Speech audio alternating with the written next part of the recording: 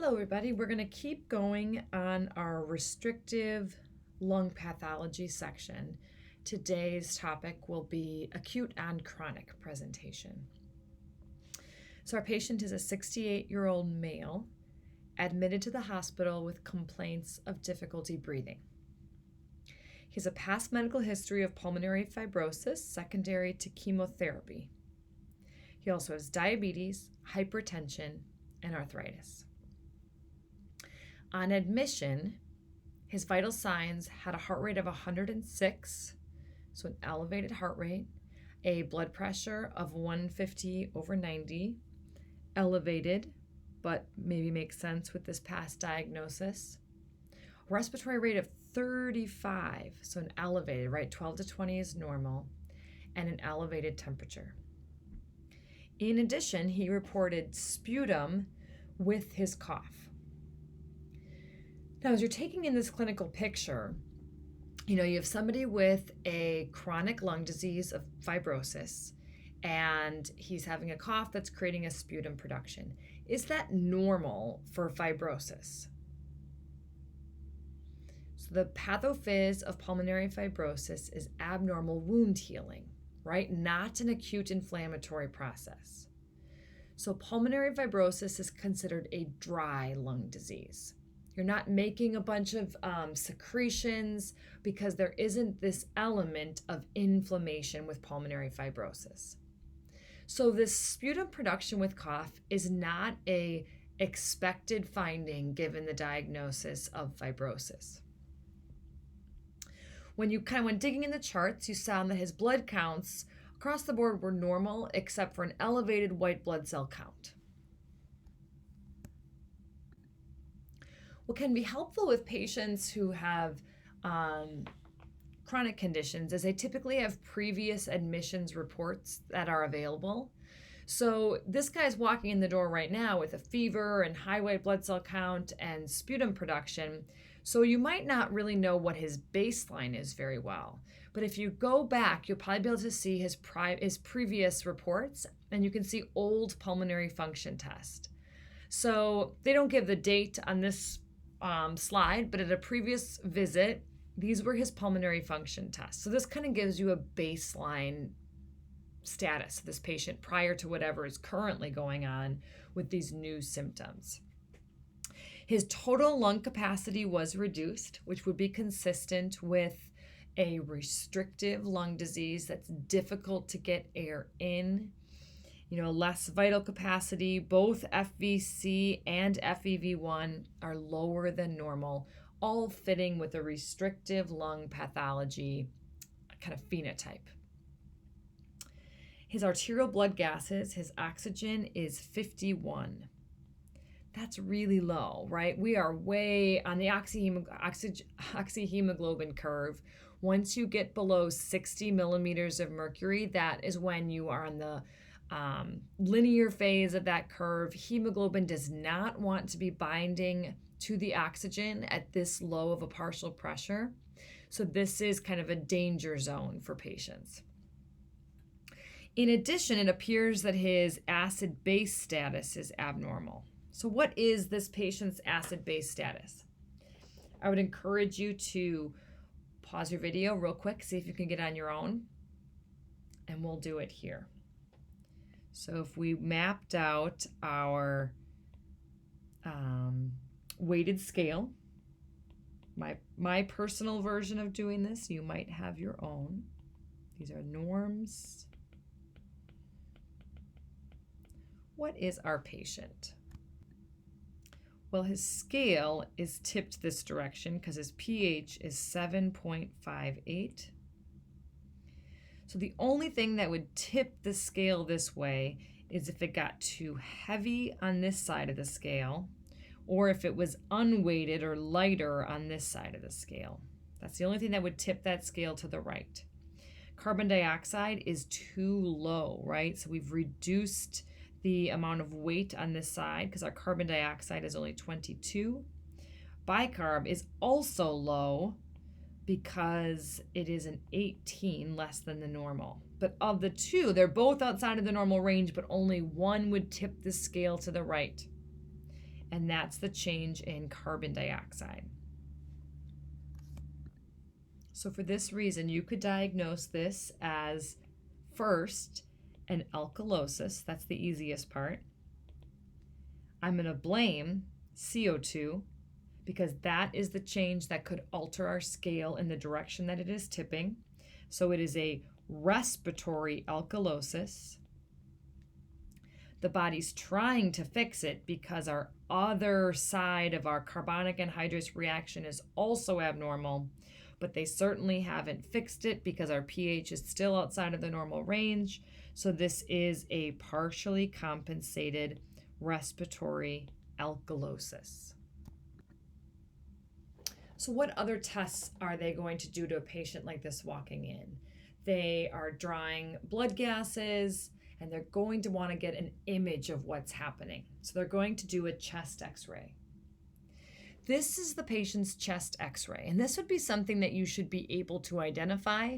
The red arrows are particularly helpful because they draw your eye to the abnormal finding, but I do think it should jump out at you that there is a section that is much whiter right in that right middle lobe. So the chest x-ray shows infiltrates in the right middle lobe. So that whiteness on the chest x-ray is reporting fluid in the lung, right? Because the radiation doesn't go through the fluid like it does through the air, and it comes back as white.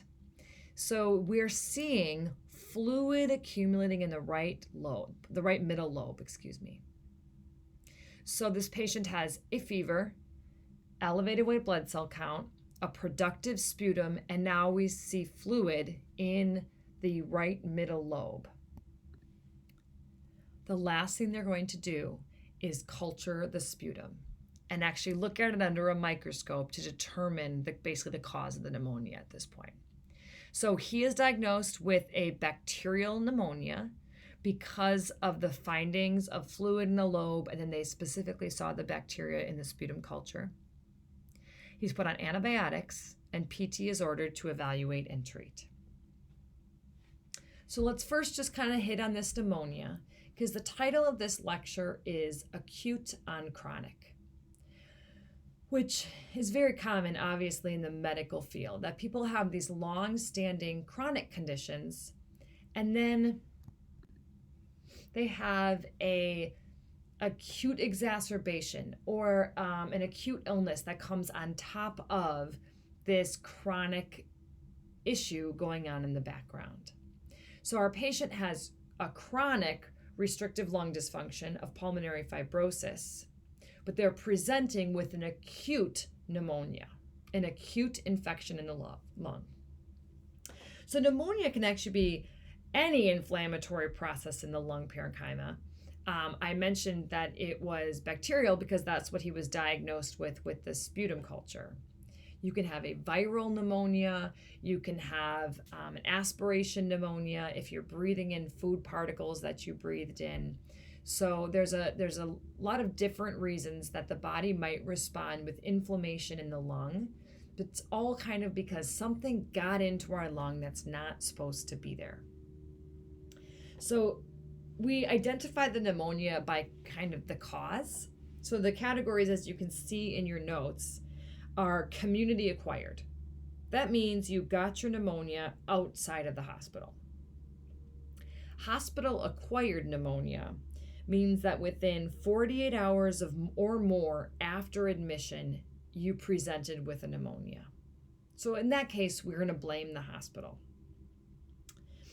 Healthcare associated pneumonia is a recently hospitalized individual, so hospitalization in the last 90 days if they reside in a nursing home or a long-term care facility. And then ventilator associated pneumonia is 48 hours or more after endotracheal intubation if they get a pneumonia. So the name just kind of lets you know where it came from. From a PT perspective, it doesn't really change how we approach it that much. The last three on the list are all considered nosocomial infections, which is the term that we give when the disease was caused by the medical intervention, whether it's the hospital itself or the ventilator. Kind of the medical team is to blame, the nosocomial infections. So in general, lung pneumonias are relatively uncommon in healthy individuals because our lungs are very good at maintaining their sterility. They have to interact with the environment, so it's one of the areas of our body that's the most vulnerable. And so it has multiple layers of defenses to protect the lungs from things getting in and causing a problem or causing an inflammation or destruction to the lung. So the layers of the lung, I think of them as kind of like walls blocking the pathway into our lower respiratory tract. The first is considered our non-specific defenses.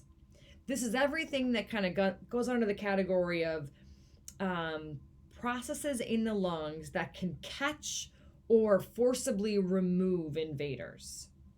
So if you can get it stuck to it, grab it, or cough it out, that would all be considered non-specific invaders. So they're listed in your notes as the mucous membranes, the mucociliary transport, coughing, sneezing. These all help keep our lungs clean. The next layer of defense is the innate immunity. And our innate immunity are the cells that live in our lungs that are just waiting to attack intruders. They're always on guard, they're always ready, and they will respond with inflammation. Okay, so if you get past the non-specific defenses, you can raise a defense against it with inflammation because these cells are living there and waiting to defend the lung. So we have phagocytic cells like neutrophils and macrophages that are resident cells in the lung. Natural killer cells and then elements of the complement pathway are ready and waiting to respond with inflammation should something get past the first wall. The third layer of defense is our adaptive immunity. Our adaptive immunity can recognize a vast array of foreign substances and then raise specific antibodies against them. So these are our lymphocytes and their products, the antibodies that they produce. That allows us to do a missile-guided attack on the invader. We can mark individual cells for destruction with adaptive immunity. So because we have this three-walled layer of defense, it is very difficult for you to get an infection in your lower respiratory tract. If any one of these defenses is compromised, now suddenly infections become much more common. And we will see patients all the time that have abnormalities in their lung defenses. In the cardiopulmonary world, we spend a lot of time talking about how well our patients can cough.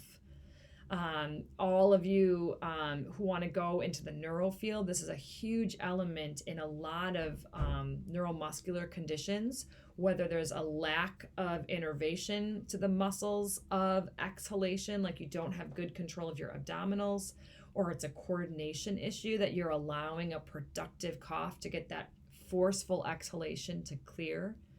Those individuals immediately become at risk for lung disease. And this is a huge issue because lower respiratory infections is the most common cause of death worldwide. So we're very good at keeping stuff out of our lungs, except when we're not. And when we're not, it can be deadly because our lungs are such a vital organ and necessary for all of our oxygen intake into the body. So it's a really serious thing when one of these defenses isn't as strong as it could be, because it puts patients at incredible risk. So let's look at risk factors for pneumonia. You certainly do not have to memorize this list, but I hope you read through it and kind of internalize this risk, because these are the type of patients that we're really worried about. Anyone that is having like a medical intervention that's kind of entering the lung space, NG tube, tracheostomy, mechanical ventilation, intubation, all these things are kind of putting external products into our body, and that can increase the risk of infection.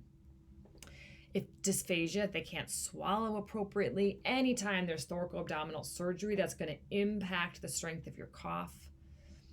Lung injury, diabetes, a whole host of chronic cardiopulmonary conditions, and the list goes on and on. So take a look at this list and really think through how each of these can impact the defenses of the lung and how that might increase their risk of pneumonia. All right, let's talk through the pathophys of pneumonia. Now, this one we did in pathophysiology.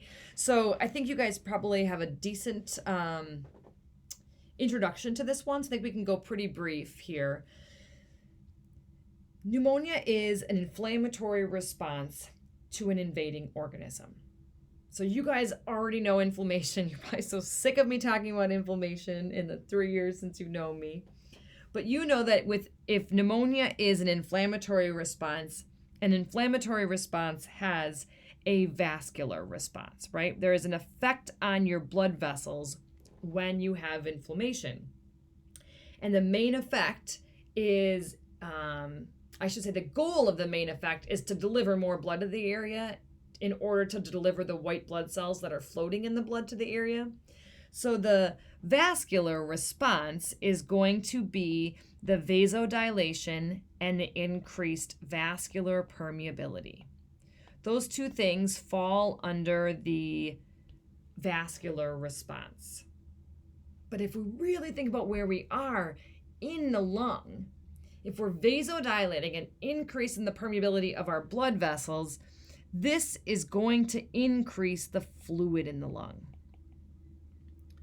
which we saw on our chest x-ray, right? That infiltrate, that white patchy stuff where black air was supposed to be. Fluid is in the lung because of the vascular response of the inflammation associated with pneumonia.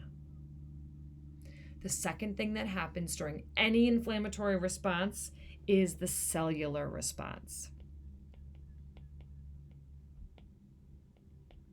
The cellular response is our ability to deliver white blood cells to the area.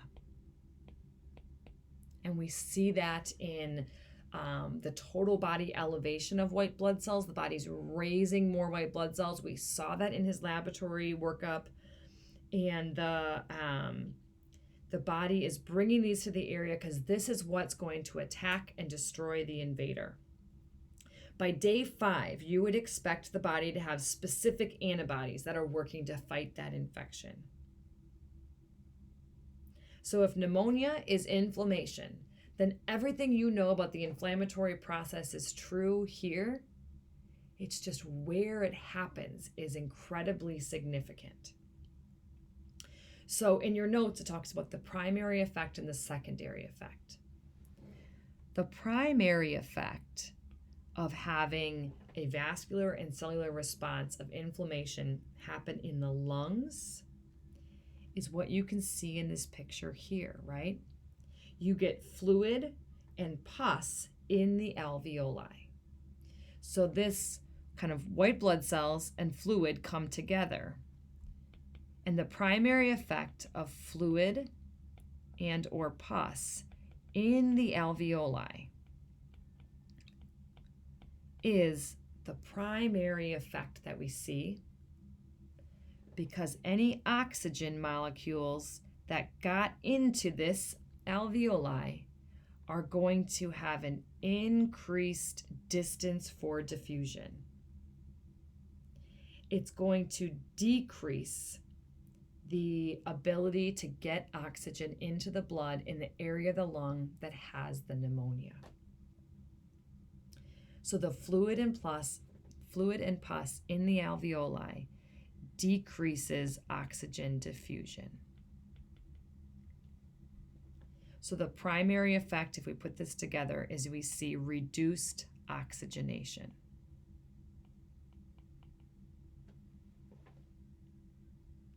There are fewer alveoli that are participating in gas exchange when they're filled with fluid and pus. That's going to severely limit the oxygen moving from that alveoli into the blood. There is a secondary effect of this response in the lung. So there's a direct effect on diffusion, but the secondary effect is that when your alveoli are filled with fluid instead of air, it reduces the compliance. I'm going to say that again. When your alveoli are filled with fluid instead of air, it reduces the compliance. It is going to take a greater muscular effort to inhale because you've reduced the overall lung compliance. Because alveoli filled with fluid instead of air have a reduced compliance. So the secondary effect of the pneumonia is we see an increased work of breathing because the alveoli filled with fluid are stiffer. We see reduced lung compliance. It's going to take a greater muscular effort to pull this lung open and suck the air in because the lung isn't as compliant when filled with liquid. So if you look at these two, effects, the primary effect of reduced oxygenation, the secondary effect of increased work of breathing, this would obviously be on a spectrum, right? The greater the amount of the lung affected by a pneumonia, the more prominent these problems. So a smaller pneumonia might have very minor effects on work of breathing, and they might even be able to maintain oxygen levels because a small section is filled with fluid and pus. The more extensive the pneumonia, these things become a greater and greater and greater problem. So the larger the area of the pneumonia, a problem, but at the bottom of the notes on your page, it said, who is the most affected by this? So if you are an otherwise healthy individual and you end up getting a pneumonia, you have a huge reserve of alveoli that on a normal resting breath, you're not even really needing to participate in the gas exchange to fuel your body with appropriate amounts of oxygen. A healthy individual can handle this deficit in oxygenation because they have all these healthy alveoli, and they can just increase the use of those alveoli and they can make up the difference, and it is not as significant of a factor. Who is the most affected by the pneumonia is someone who is already compromised. If their lungs have anything going on in the background that's impeding their oxygenation, that's impeding their ability to fill with air, that's reducing their ability to participate in gas exchange, and you add a pneumonia on top of that, it becomes very dangerous very fast. So in our patient, his volumes were already poor because of the fibrosis, and his work of breathing was already high. And now we've just compounded that problem by adding a pneumonia on top of it. So all pneumonias are not created equal, and the baseline health of the lungs is a huge factor in how they present clinically and the likelihood that they will survive the pneumonia. So we're looking at clinical manifestations of a bacterial pneumonia. The first is lobar consolidation. Lobar refers to a lobe of the lung, and consolidation is a region of lung that's filled with fluid. So lobar consolidation is when the pneumonia is in a single lobe of the lung, which is shown in the left side of this lung, right? We only have one lobe that has the infection going, where on the other side, you can see that the little specks of infection are spread throughout the lung. So both would be possible, but you can see it really condense in one lobe. It typically presents with a high fever, chills, dyspnea, right there, that sensation, that work of breathing sensation as the lung is less compliant and the oxygenation is worse. A tachypnic breathing pattern, so shallow and rapid. The productive cough is because this inflammation is causing fluid in the alveoli. So the fluid in the alveoli, when you cough, you can bring some of it up, and that's sputum, and now you see a productive cough. Pleuritic pain, pain on inhalation, and then an elevation of white blood cells. So our patient who has chronic pulmonary fibrosis is being admitted with an acute onset of a bacterial pneumonia. So he's treated with antibiotics, and they can do pathogen-specific antibiotics based on his culture. And they add an oxygen support via nasal cannula at 5 liters per minute. So that oxygen is meant to help supplement this diffusion barrier, because one of the factors that will improve diffusion is a greater difference in partial pressure across the pathway where diffusion is happening. So if you can raise the partial pressure of oxygen in the alveoli, that will help drive diffusion.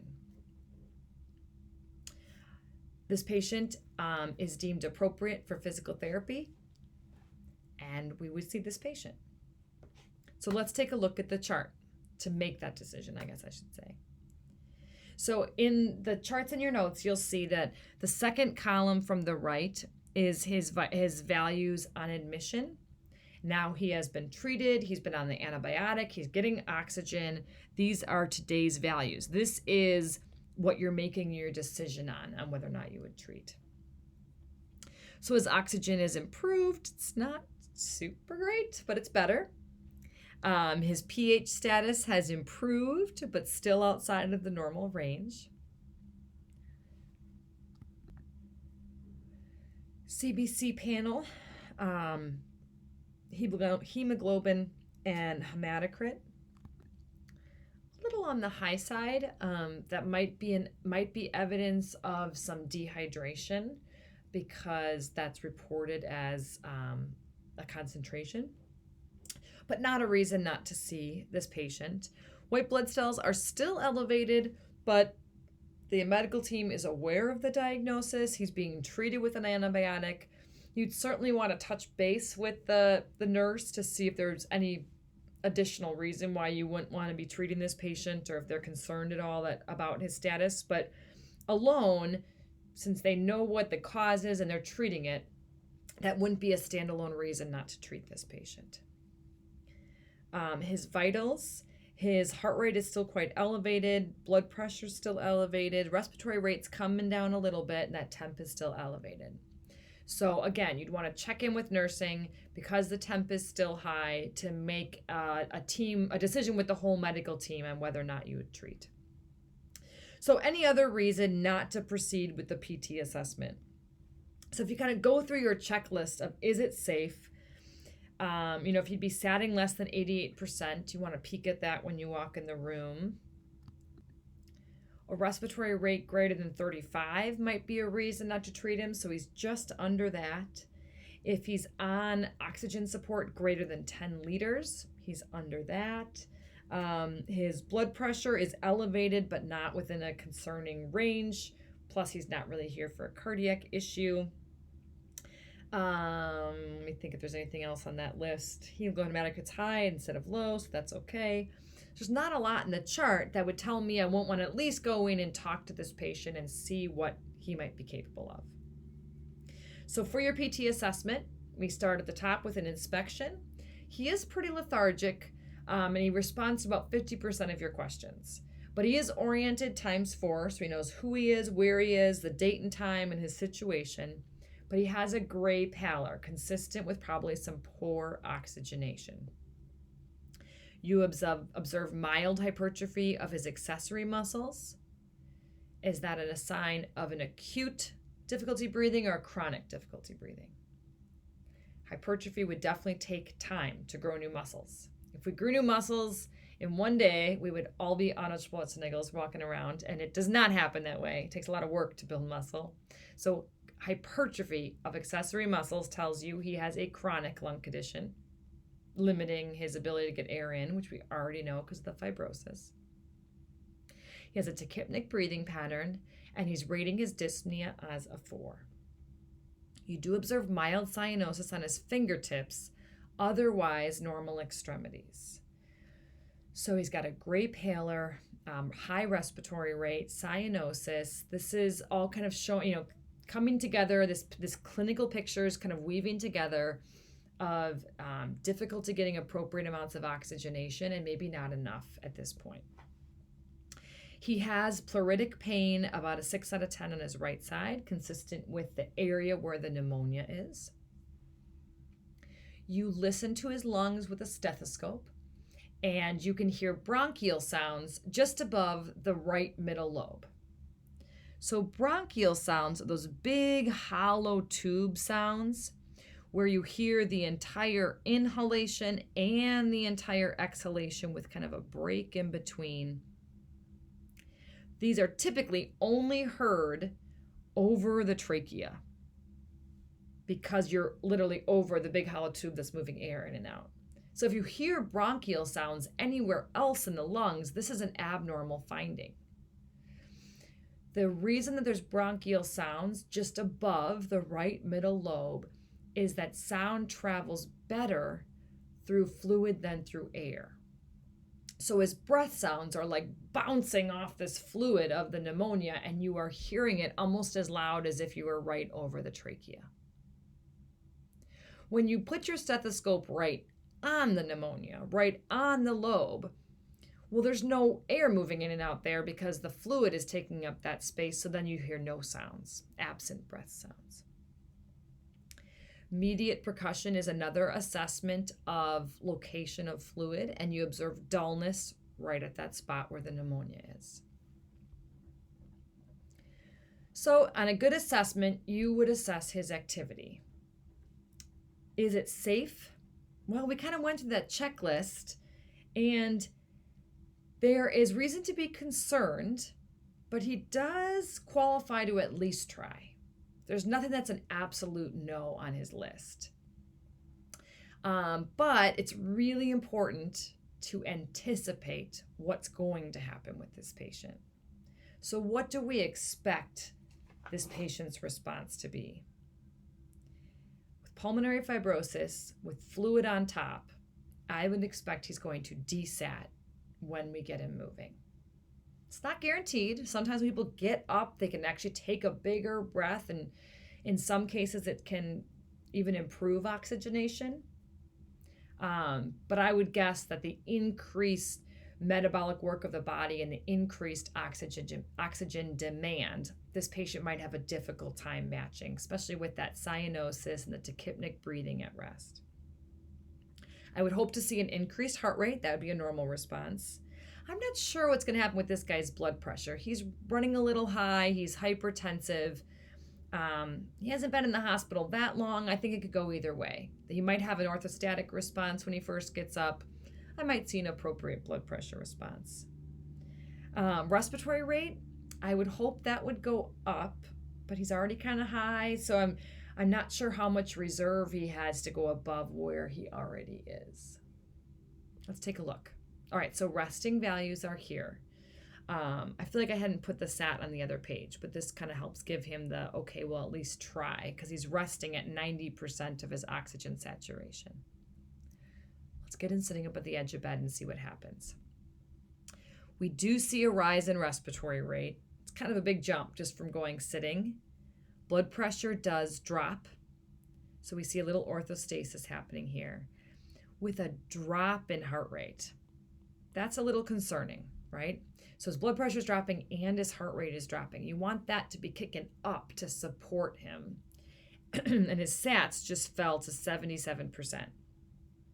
Now, this is a bad finding, but you don't want to completely give up on the patient without just giving his physiology a little chance to catch up to you. So let's let him sit for just a minute, really trying to get him to take deep, big, slow breath. Sit up nice and straight. Can you get a lot of air in your chest? Let's see how he does after a minute. So after a minute, the respiratory rate does calm down just a little bit, but blood pressure's falling further, heart rate's falling further, and he's not getting his sats up. Minor improvement, but not enough to feel safe. On top of that, he adds a subjective report of feeling dizzy and lightheaded, and his dyspnea is a 6. At this point, you stop your activity evaluation. This is an abnormal response to activity, and he did not tolerate sitting well. So you're going to return him to the supine position, monitor him as his vitals get back to resting levels. In any case, you shouldn't walk out of the room until you get some recovery observed, but especially if you see an abnormal response, you never want to put them in bed and walk out of the room. You stay, you get all the lines reevaluated, you make some chit chat, you talk about what therapy can do and what you're going to do next time, and the whole time you're checking the monitor and you're making sure those vitals go back to baseline.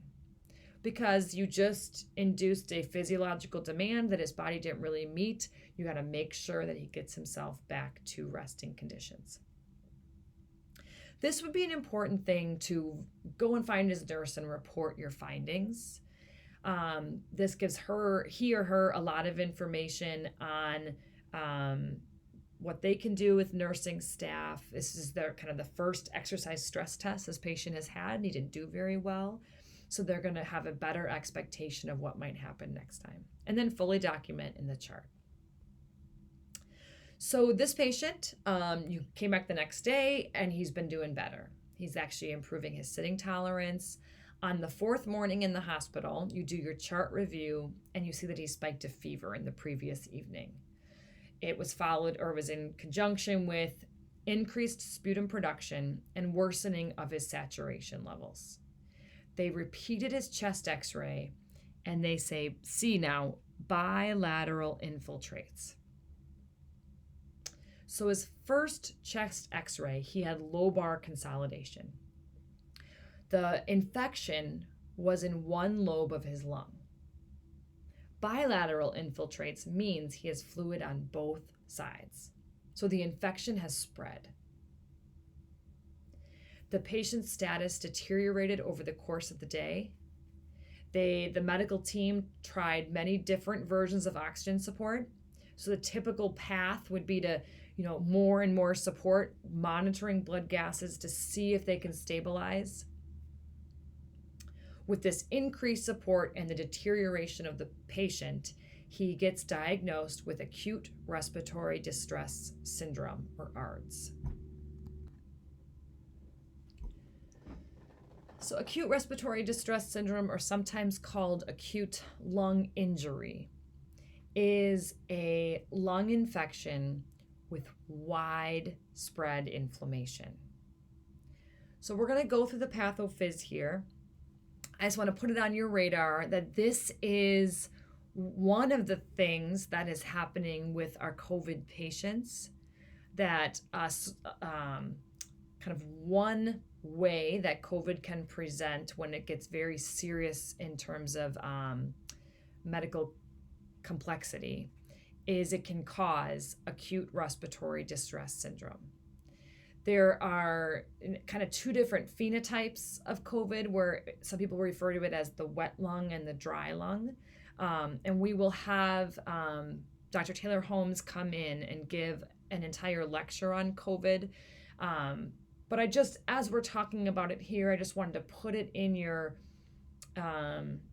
in this silo of knowledge that the type of infection when patients are being put on these ventilators and really high pressure support that you maybe have heard about in the news or you saw personally, this is what these patients are suffering from.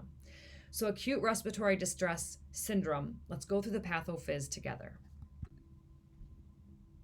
So a lot of this isn't surprising because of what you know about inflammation. ARDS is just widespread inflammation. So if we draw our individual alveoli, kind of representing what is happening in the lung, the first thing that we see is with the inflammation comes the increased permeability. So if we increase the permeability of our blood vessels, the alveoli fill with fluid, but not just any fluid. It's like a protein-rich neutrophilic infiltrate. So we get fluid. I'm going to add, these are my little curlicues that I used for proteins in pathophys. So these are proteins. So it is protein-rich fluid. It has a bunch of neutrophils in it that have come from the permeability of the blood vessels. In fact, let me draw that blood vessel floating by here for you. That'll be part of our story. Here's our blood vessel providing blood that's supposed to be going by this alveoli and picking up oxygen. All right, so we've got proteins in our fluid. We also have neutrophils. Let's see, what color should we? We'll make our neutrophils green. So these are my version of neutrophils. The first white blood cell in the scene. It's normally there because it's the most prevalent in the blood to begin with. But it brings us to the second part of the pathophys, and that is these activated neutrophils. So the white blood cells are meant to organize and coordinate the inflammatory response, kill off invaders. So activated neutrophils, I'll draw like little lightning bolts coming off of them because they are going to start producing reactive oxygen species and proteases to try to break down and kill off whatever is causing the problem. So these are like reactive oxygen species and proteases being released. Well, that is all well and good in fighting off bacteria, but the problem is this damages the alveoli. And remember, the kind of base of this definition is that this is widespread. So in many alveoli in the lung, we're suddenly getting a bunch of reactive oxygen species and proteases, and it's going to stimulate or it's going to damage alveoli. And the other thing that comes together when you have damaged alveoli with a bunch of reactive oxygen species is we see a loss of surfactant. So surfactant is right on the surface of our alveoli that helps keep them open, prevents airway collapse. As we lose surfactant, we start seeing atelectasis, collapse of airways. So they're not being held open and they start to snap closed. The last thing that happens is we see increase in our inflammatory mediators. The cells brought in to help with this inflammatory response. And they start laying down fibrin. So we see fibrin deposition. This can also lead to thrombus formation in the blood vessels. So we can start seeing clots that form. So maybe we'll, red. Maybe we'll do a little clot here to show we get some clotting, and some fibrin is starting to be laid down as these inflammatory mediators are formed. So kind of what you expect from the inflammatory process. The effect in the lungs is, one, we're going to see decreased diffusion. Any oxygen that gets in here has a really difficult path to make it all the way through to get to the blood vessel. We also see VQ mismatching because the blood is going by this alveoli and no oxygen is getting to it. So we're shunting venous blood from one side of the lung to the other without picking up any oxygen along the way. And what can happen is, especially because this is in so many areas of the blood, When you have VQ mismatch, you get reflex vasoconstriction. So vasoconstriction would reduce the diameter of the blood vessels in the lung, which would raise the pressure. So now this can lead to pulmonary hypertension, which if the right side of the heart is trying to pump into a high pressure system, this can lead to right-sided heart failure because the heart just can't pump into this high pressure system. The other thing that happens because of these two, which is a classic finding in ARDS, is what's called refractory hypoxemia.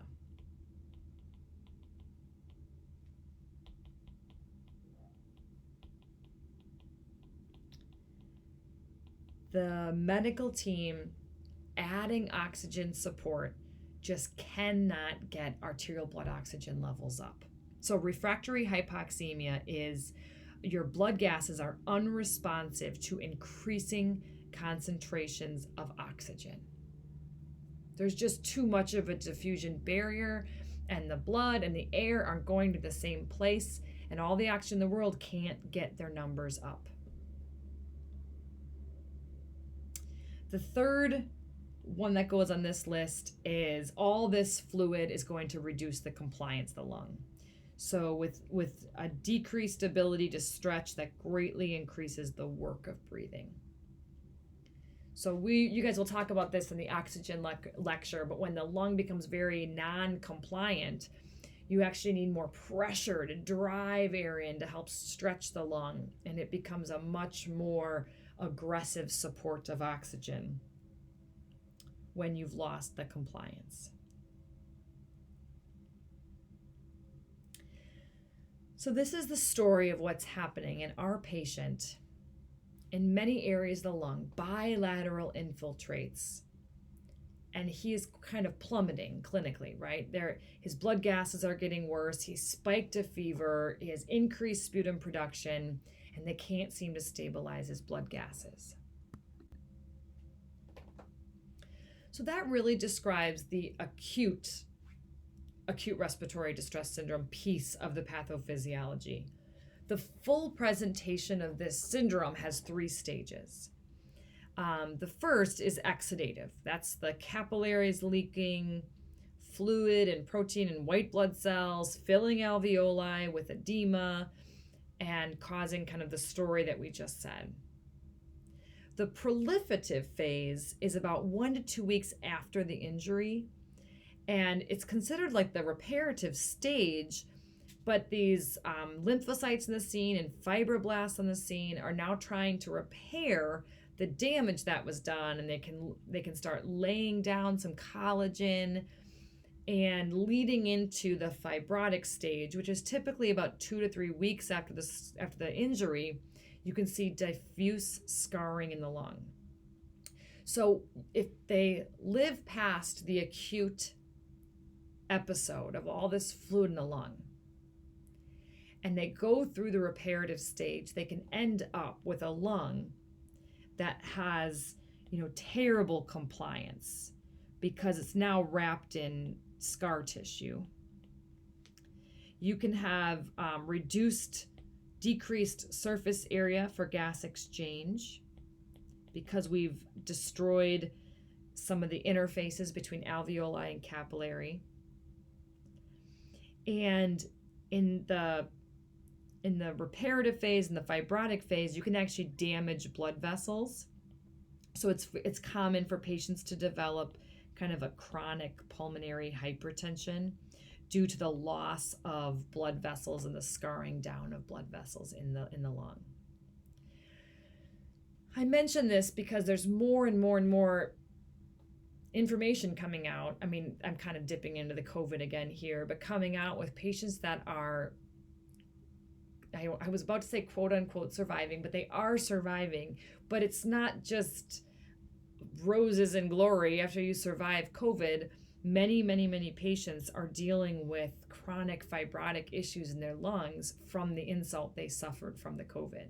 So At this point, when I'm recording this, I'm not exactly sure where this will land in this semester, but I know the Marquette Challenge is putting together their lecture series, and they're having a clinician come and talk about treating patients post-COVID and really about the chronic lung conditions and how it impacts patients' progress in therapy because of these changes in the lung. So I'm not sure which will happen first, but I think the challenge lecture comes before the COVID lecture in this class in terms of timing. So hopefully this story will kind of help if you're listening to that lecture, which I really recommend. I think it's going to be very informative and important for all of us going forward, as there's going to be many, many COVID survivors for years to come that are going to be coming to the clinics to have a good appreciation for what these lungs are going through after they survive the acute.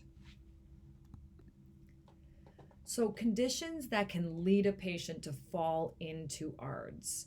A whole host of pulmonary. We kind of went through pneumonia as the example I used in this case to illustrate ARDS.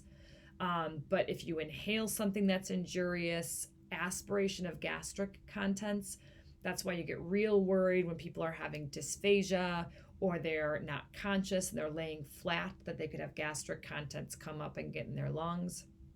It can be from chest trauma. This is what's seen after a near drowning, that they survived the drowning, but it can cause the ARDS. And then extra pulmonary sepsis, volume issues, pancreatitis. Some of this pathophys gets a little more complicated, but there can be causes outside of the lung that ultimately lead to this inflammatory response in the lung. So this chart is in your notes, again, not to be memorized, but rather to give you an impression of the kind of patient that gets diagnosed with ARDS, because these are the criteria. That the change in the lung has an acute onset. There has to be bilateral involvement in the lung. So the definition of ARDS is widespread inflammation, so it has to show up that it's widespread. It has to be a non-cardiogenic pulmonary edema. So let's just remember what we're talking about here. Cardiogenic versus non-cardiogenic pulmonary edema. So cardiogenic pulmonary edema simply means it's caused from a problem with the heart. So if the heart isn't working well enough and it can't pump the blood forward, then fluid backs up in the system behind it.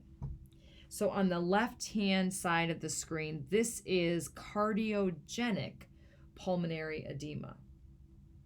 There is an elevation in hydrostatic pressure that's increasing the fluid filtration.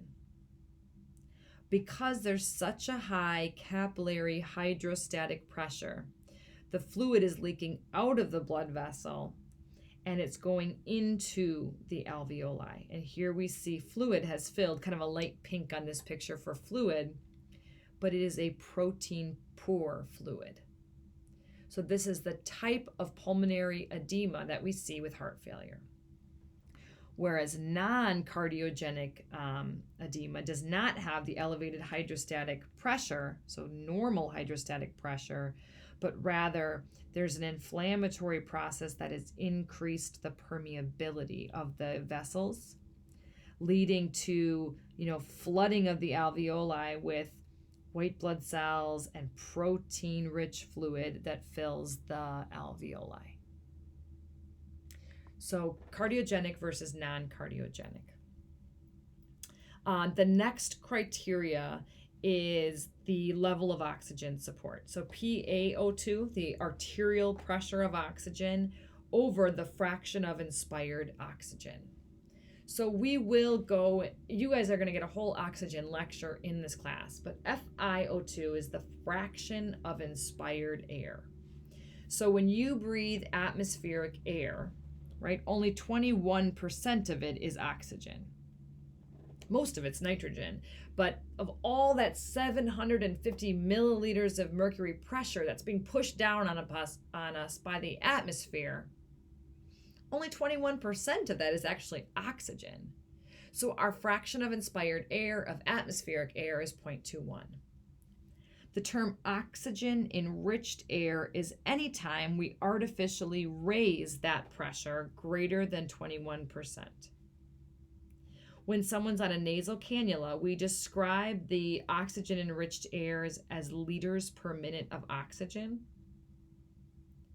So every additional liter of oxygen in this liter per minute representation adds 4 percentage points to your fraction of inspired air. And that's true for about the first 3 liters. Once you get above 3 liters per minute, then you add 3% for every liter after that.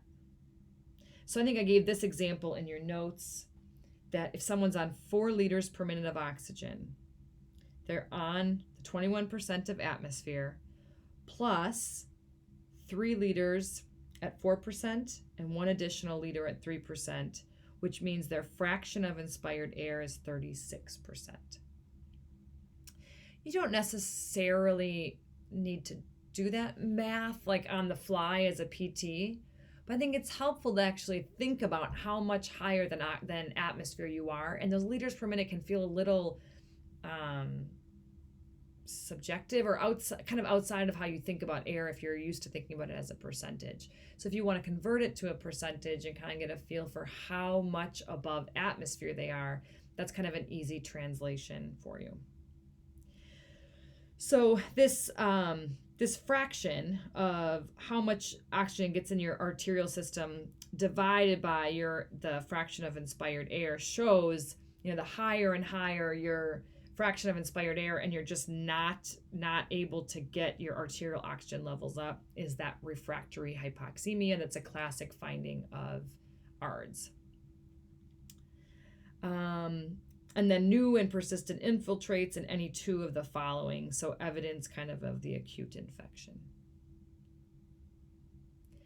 So our patient, if you remember, you had been seeing him, you've been doing well, and then overnight he kind of crashed. He got a fever, and that's when he had the bilateral infiltrates, the increased sputum, and he's diagnosed with ARDS. So to treat the ARDS, they put him on mechanical ventilation with a very high PEEP, which is positive end expiratory pressure. That is pressure added to the system to actually drive air into the lung. Other treatments you might see for this condition are a surfactant replacement therapy to improve keeping those alveoli open, nitrogen gas mixture to try to bronchodilate, antibiotics against the targeted infection, systemic corticosteroids to block the infection, and they might turn the patient prone.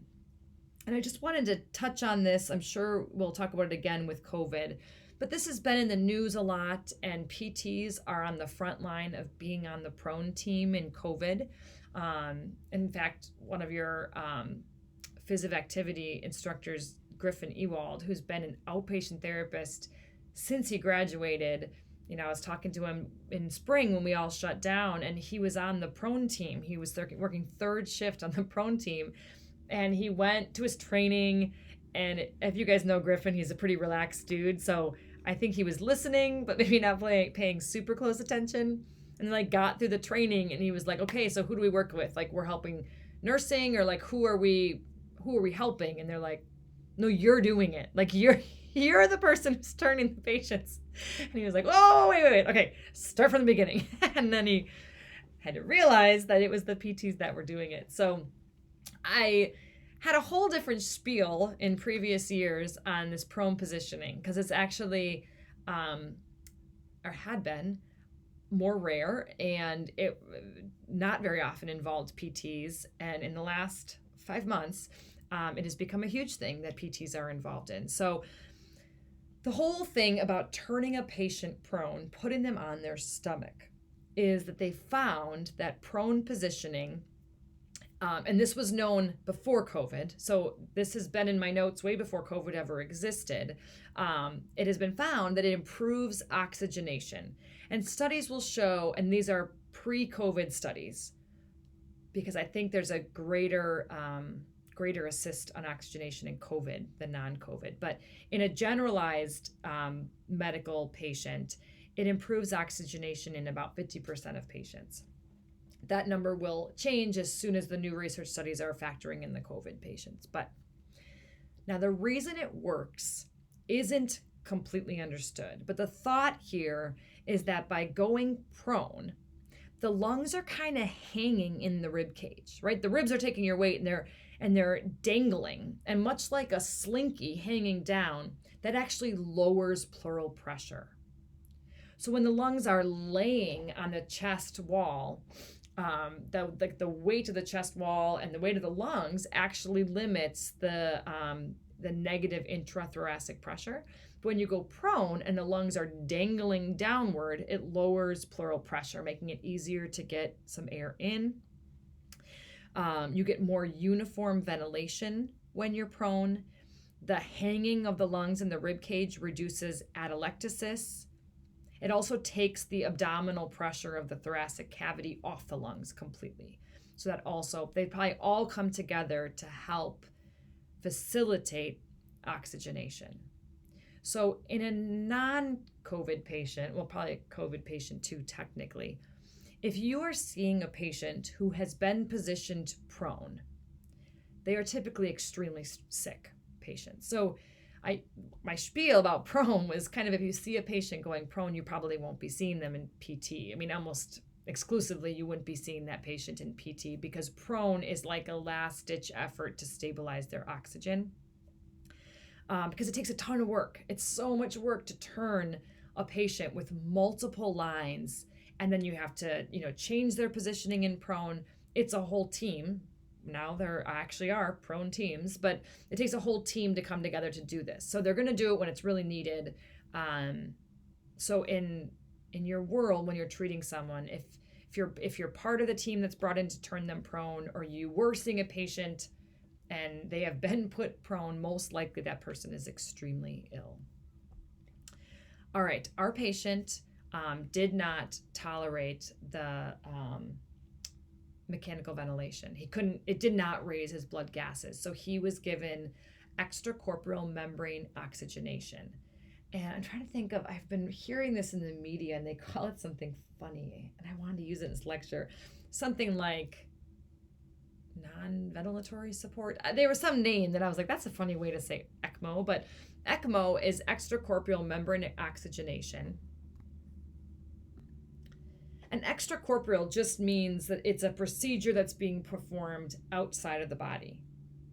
So blood is flowing out of the patient here, and it's flowing through kind of an artificial lung, seen in the picture here.